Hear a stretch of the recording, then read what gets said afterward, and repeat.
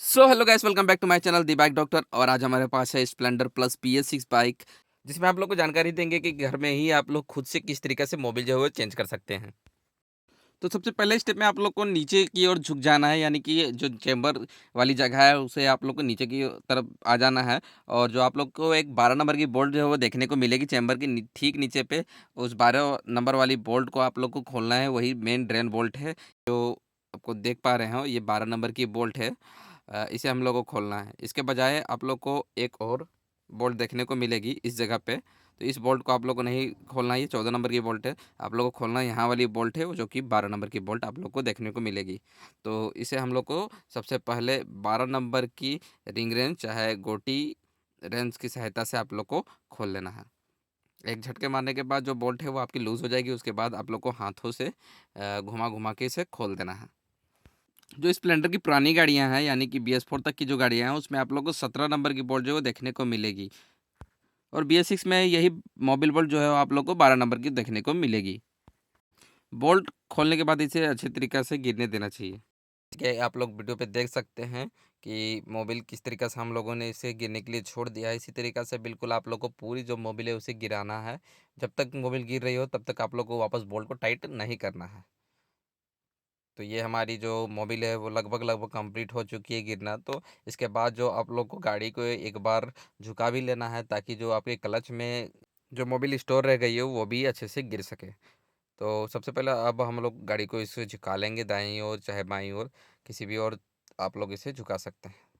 तो इसे हम लोगों ने दाहिनी ओर अच्छे तरीके से झुका लिया, ताकि जो मोबिल बची खुची है वो भी अच्छी तरीके से गिर सके।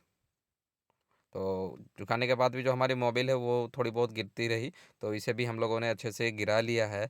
अब जो बारी है वो हमारी बोल्ट को टाइट करने की है। तो बोल्ट को टाइट भी किस तरीके से करना है वो भी आप लोग को अच्छे से बताते चलते हैं।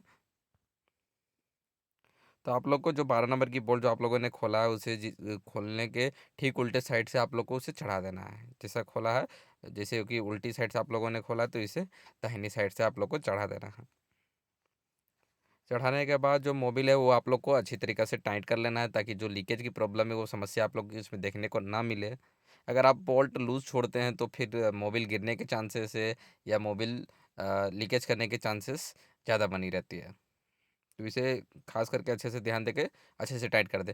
उसके बाद वो आप लोग का जो काम था मोबिल ड्रेन करने का वो पूरी तरीके से कंप्लीट हो जाता है। इसके बाद आप लोग को इधर मोबिल की गेज को खोल देना है।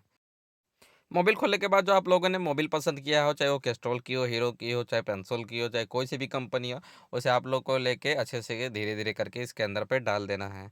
और इंश्योर करें कि जो आपकी मोबिल हो वो साइड से गिरे ना। तो मोबिल आप लोग को अच्छी तरीके से डालना है। अगर आप लोग को कुपी की ज़रूरत पड़े तो कुपी लेकर आप लोग को जो मोबिल को वो अच्छी तरीके से इसके अंदर पे डाल देना है।